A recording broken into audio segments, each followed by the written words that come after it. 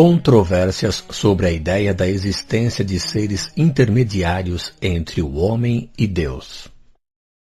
N. 4 de fevereiro de 1867. Caro mestre, há algum tempo que não dou sinal de vida.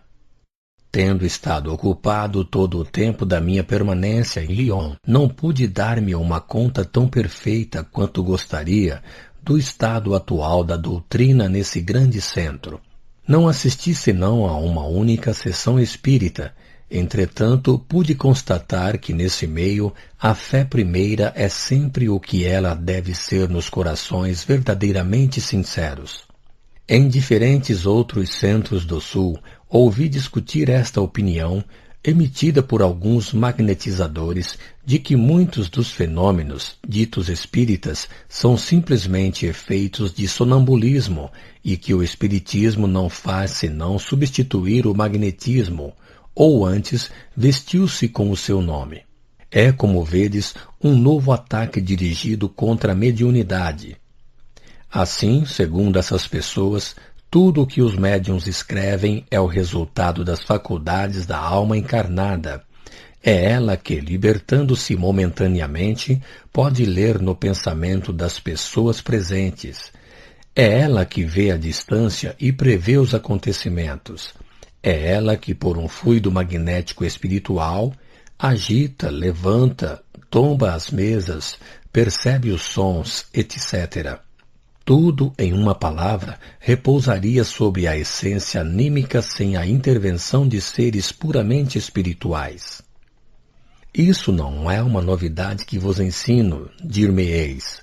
Com efeito, eu mesmo ouvi, há alguns anos, certos magnetizadores sustentarem essa tese.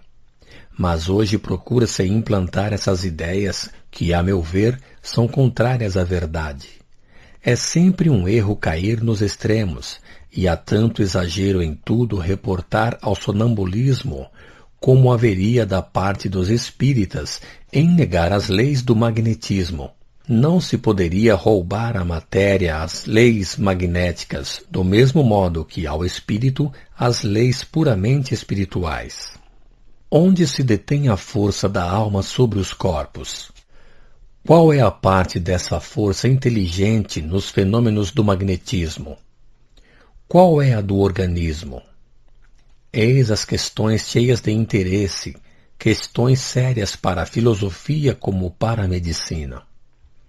Aguardando a solução desses problemas, vou citar-vos algumas passagens de Charpignon, esse doutor de Orleans, que é partidário da transmissão do pensamento.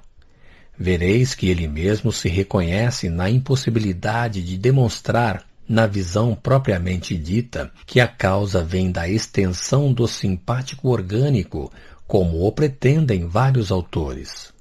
Ele diz, à página 289, Acadêmicos, dobrai os trabalhos de vossos candidatos. Moralistas, promulgai leis para a sociedade. O mundo, esse mundo que ri de tudo, que quer o seu gozo, com o desprezo das leis de Deus e dos direitos dos homens, frustra os vossos esforços, porque tem a seu serviço uma força que não supondes e que deixastes crescer de tal sorte que não sois mais senhores para detê-la. A página 323.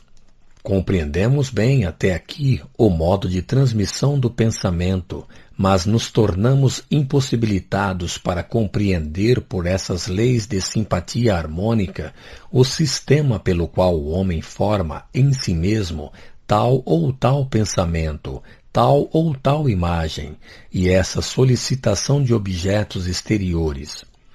Isto sai das propriedades do organismo, e a psicologia, encontrando nessa faculdade rememorativa ou criativa, segundo o desejo do homem, alguma coisa de antagonismo com as propriedades do organismo, fala depender de um ser substancial diferente da matéria. Comecemos, pois, a procurar no fenômeno do pensamento algumas lacunas entre a capacidade das leis fisiológicas do organismo e o resultado obtido. O rudimento do fenômeno, Podendo-se assim se explicar, é bem fisiológico, mas a sua extensão, verdadeiramente prodigiosa, não é mais.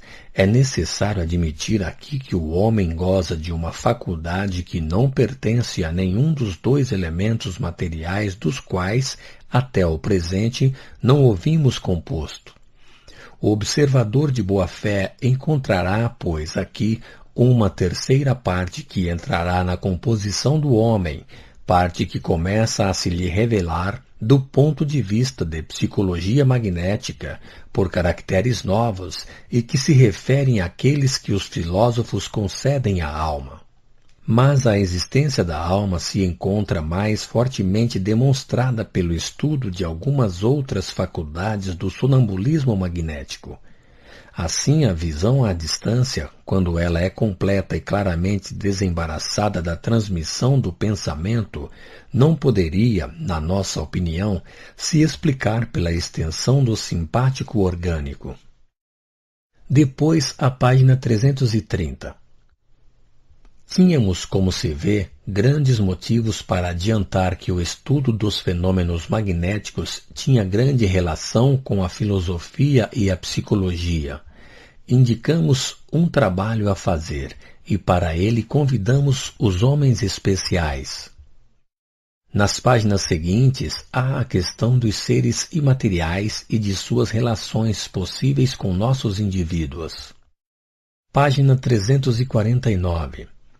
É fora de dúvida para nós, e precisamente por causa das leis psicológicas que esboçamos neste trabalho, que a alma humana pode ser esclarecida diretamente, seja por Deus, seja por uma outra inteligência. Cremos que essa comunicação sobrenatural pode ocorrer no estado normal como no estado estático, quer seja espontânea ou artificial. Página 351. Mas voltamos a dizer que a previsão natural ao homem é limitada e não poderia ser tão precisa, tão constante e tão largamente exposta quanto as previsões que foram feitas pelos profetas sagrados ou por homens que estavam inspirados por uma inteligência superior à alma humana. Página 391. A ciência e a crença no mundo espiritual são dois termos antagônicos, mas apressamo-nos em dizer que foi pelo exagero que surgiram esses dois lados. É possível, ao nosso parecer, que a ciência e a fé façam aliança e então o espírito humano se encontrará ao nível de sua perfectibilidade terrestre. Página 396. O Antigo, como o Novo Testamento, assim como os anais da história de todos os povos, estão cheios de fatos que não se podem explicar senão pela ação de seres superiores ao homem. Aliás, os estudos de antropologia, de metafísica e de ontologia provam a realidade da existência de seres imateriais entre o homem e Deus e a possibilidade de sua influência sobre a espécie humana. Eis agora a opinião de uma das principais autoridades em magnetismo sobre a existência de seres fora da humanidade. Ela foi extraída da correspondência de Deleuze com o Dr. Bilot. O único fenômeno que parece estabelecer a comunicação com os seres imateriais são as aparições. Delas há vários exemplos, e como estou convencido da imortalidade da alma, não vejo razão para negar a possibilidade da aparição de pessoas que, tendo deixado esta vida, se ocupam daqueles que lhes são caros e vêm a eles se apresentar para dar-lhes conselhos salutares. O Dr. Ordinaire de Mâcon, outra autoridade nessa matéria, assim se exprime. O fogo sagrado, a influência secreta de Boileau. A inspiração não provém, pois, de tal ou tal contextura, assim como o pretendem os frenólogos, mas de uma alma poética em relação com um gênio mais poético ainda. Ocorre o mesmo com relação à música, à pintura, etc. Essas inteligências superiores não seriam almas libertas da matéria que se elevam gradualmente à medida que se depuram até a grande, a universal inteligência que as abarca todas, até Deus. Nossas almas, depois de diversas migrações, não tomariam lugar entre esses seres imateriais? Concluamos, disse o mesmo autor, do que precede, que o estudo da alma está ainda em sua infância, que uma vez que do pólipo ao homem existe uma série de inteligências e que nada se interrompe bruscamente na natureza, deve racionalmente existir do homem a Deus uma outra série de inteligências. O homem é o elo que une as inteligências inferiores associadas à matéria com as inteligências superiores imateriais. Do homem a Deus se encontra uma série semelhante à que existe do pólipo ao homem, quer dizer, uma série de seres etéreos, mais ou menos perfeitos, gozando de especialidades diversas, tendo ocupações e funções variadas. Que essas inteligências superiores se revelam tangivelmente no sonambulismo artificial. Que essas inteligências têm com a nossa alma relações íntimas. Que é a essas inteligências que devemos os nossos remorsos quando fizemos o mal, a nossa satisfação quando fizemos uma boa ação. Que é a essas inteligências que os homens superiores devem as suas boas inspirações. Que é a essas inteligências que os estáticos devem a faculdade de prever o futuro e anunciar acontecimentos futuros. Enfim, que para agir sobre essas inteligências e torná-las propícias, a virtude e a prece têm uma ação poderosa. Nota: a opinião de tais homens, e esses não são os únicos, tem certamente um valor que ninguém poderia contestar. Mas isso não seria sempre senão uma opinião mais ou menos racional, se a observação não viesse confirmá-la.